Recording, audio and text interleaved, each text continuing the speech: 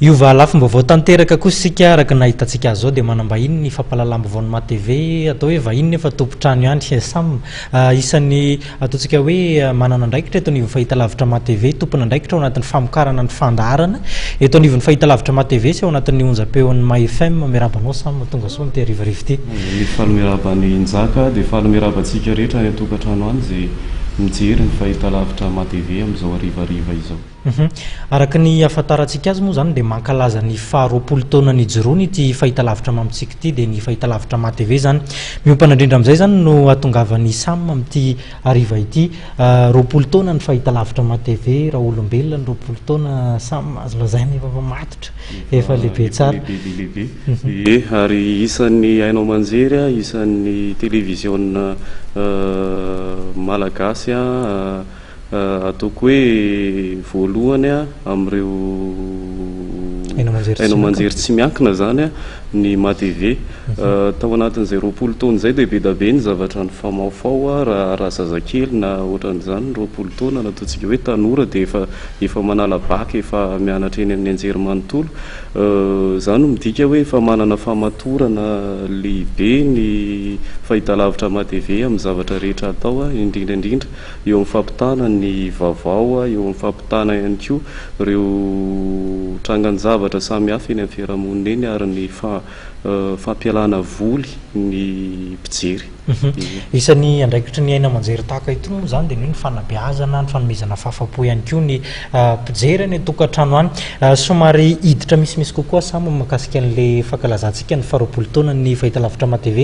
manahoana amin'ny ankapobeny izany hoe fanamariana n'ilay faharoapolo taona mety hoe fandaharam-potoana mety hoe iompana betsaka amin'inona ihany koa ilay fanamariana ny fanamariana ny faharoapolo taona ny fahitalavitra MATV efa nanao ny tsara ho anareo mpakafia ny MATV hatramin'izay roapolo taona nisian'izay dia mbola nomeny tsara ihany koa amin'ny roapolo taona manaraka dia iompana kokoa zany ny fahitalavitra MATV amin'ny famoronana sy ny ataoko hoe fikarohana n'ireo fandaharana samy hafa izay ameno an'ireo fandaharana efa nisy hatramin'izay ary ny fanatsarana ihany koa an'ireo fandaharana izay arahanao eto amin'ny fahitalavitra MATV ano any kokoa zany no ironana izay faharoapolo taona ny MATV izay amin'izay fikarakarana sy famoronana fandaharana ho an'ny MATV izay. Raha hidirana kely zany mahakasika an'ilay famoronantsika fandaharana mety hoe manana ataontsika hoe cible ve zay tsy ny filaza azy ny teny vahiny mety hoe misy cible ve sa mety misy ihany koa no hoe endrika fandaharana manao ahoana no atolotritsika ny mpijery ao anatin'ny roapolo taona manaraka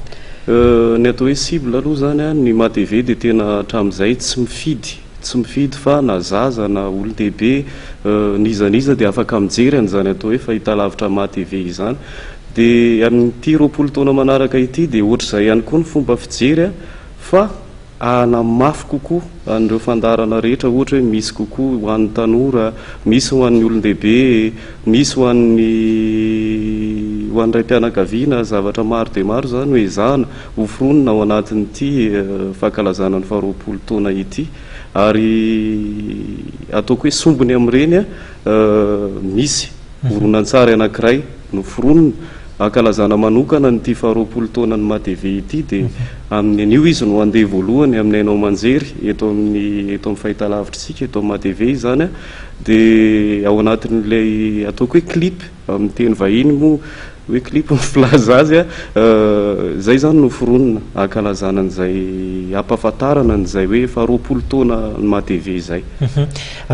Nefa ndresaka n'ilay clip ianao samy tiako hidirana kely izy na dia androany azy vao ataontsika hoe ho hitan'ny mpijery any tokantrano any le horonan-tsary zany